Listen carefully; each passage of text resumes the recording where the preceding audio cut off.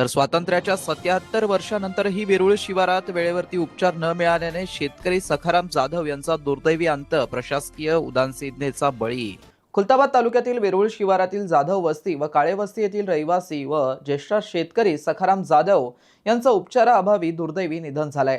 प्रकृती अचानक बिघडलेल्या सखाराम जाधव यांना नातेवाईकांनी जीव धोक्यात घालून चिखलाने मखलेल्या रस्त्यातून बैलगाडीवरती घालून धुळे सोलापूर राष्ट्रीय महामार्गापर्यंत आणलं। तेथून खासगी वाहनाने छत्रपती संभाजीनगर येथील रुग्णालयात नेण्यात आलं, परंतु उपचारास झालेला विलंब जीवघेणा ठरला आणि रुग्णालयात उपचारादरम्यान त्यांची प्राणज्योत मावळली आहे। वरचेवर निवेदनं आणि न्यायालयीन लढा तरीही रस्ता कागदावरच।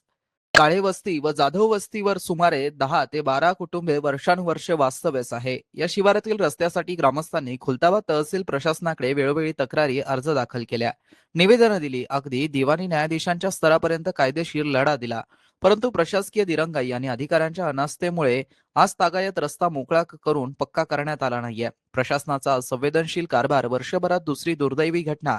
ही केवळ पहिली घटना नसून 9 जुलै 2025 रोजी रायभान दादा काळे यांचं देखील याच रस्त्याअभावी वेळेवर उपचार न मिळाल्यामुळे निधन झालं होतं। एका पाठोपाठ एक 2 निरपराध शेतकऱ्यांचा रस्ता नसल्यामुळे जीव जावा लागत असेल तर याला केवळ अपघात म्हणायचं की प्रशासकीय दुर्लक्षामुळे झालेला बळी, असा संतप्त सवाल ग्रामस्थ विचारत आहे। पावसाळ्यात संपूर्ण रस्ता दलदलीत रुततो। शाळकरी मुले, गरोदर महिला, ज्येष्ठ नागरिक व शेतकरी यांना दररोज यानं त्याकरता सहन करावे लागतात। आपत्कालीन स्थितीत वैद्यकीय मदत वेळेत मिळेल की नाही याची कसलीही शाश्वती या भागात उरली नाहीये। वेरूळ शिवारातील गट क्रमांक 527 ते 534 मधील रस्त्यांचा पंचनामा करून प्रत्यक्ष काम कधी सुरू होणार? केवळ आश्वासने देऊन वेळ मारून नेणाऱ्या जबाबदार अधिकाऱ्यांवरती कारवाई होणार का? जाधव वस्ती येथील ग्रामस्थांची तातडीची मागणी। संबंधित उच्च प्रशासकीय अधिकाऱ्यांनी या तहसीलदारांची तात्काळ घटनास्थळी भेट देऊन रस्त्याची पाहणी व पंचनामा करावा आणि गट क्रमांक 527, 528, 529, 530, 532, 533 व 534 या शिवारातील रस्त्याचं काम युद्ध पातळीवरती हाती घ्यावं, अशी एकमुख मागणी सर्व ग्रामस्थांनी केली आहे। अन्यथा तीव्र आंदोलन छेडण्याचा इशारा देण्यात आलाय। एडीएनसाठी तालुका प्रतिनिधी हुसेन पटेल, खुलताबाद। हो, त्यांचे अचानक BP लो झाली होती, त्यांना तकलीफ खूप होत होती। आम्हाला ते राहायला नाही गेलं, त्यांना आम्हाला दवाखान्यात न्यायचं होतं, पण रस्ता नसल्यामुळे आम्हाला त्यांना लवकर दवाखान्यात नेता नाही आलं।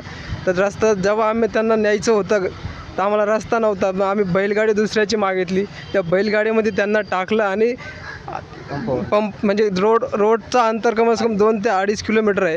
तर तेवढा दूर जाण्यापर्यंत खूप वेळ होऊन गेला। तर त्याच्यामुळं रस्त्यामुळंच माझे पप्पा आज गेले आम्हाला सोडून। मी वेरूळ शिवारामध्ये वस्ती करून राहतो आहे। आमच्या वस्त्या 12 वस्त्या आहे। तिथं आमचे शेजारी सखाराम किसन जाधव यांचं दुखण्यामध्ये खूप दुखत होतं। त्या दुखण्याचे आबाई आम्हाला दवाखान्यात नेण्यासाठी रस्ताच नाही। रस्ता नसल्यामुळं आम्ही बैलगाडीमध्ये त्या माणसांना याच्यापर्यंत आणलं, ॲम्ब्युलन्सची सुविधा केली, ॲम्ब्युलन्स आमच्यापर्यंत पोहोचू शकली नाही। त्यामुळे आम्ही आमच्या प्रायव्हेट गाडीने संभाजीनगर येथे हॉस्पिटलमध्ये गेलो, प्रायव्हेट हॉस्पिटलमध्ये। त्यावेळेस आमच्या पेशंटला उपचार न मिळाल्यामुळं आमचं पेशंट एक्सपायर झालं आहे। बरं, हे सांगा मला, याच्या अगोदर ते रस्त्यासाठी तुम्ही काय तहसील कार्यालयात काय पत्रव्यवहार केले होते का? याच्या अगोदर आम्ही 2008मध्ये पत्रव्यवहार अर्ज दिलं होतं तहसीलदार साहेबांना, मंडळ साहेबांना आणि जिल्हाधिकारी साहेबांना। 2008मध्ये दिला, त्यावेळेस आम्हाला त्यांनी तात्पुरता काहीतरी थोतूरमुतूर असा पंचनामा केला आहे मंडळाधिकाऱ्यांनी।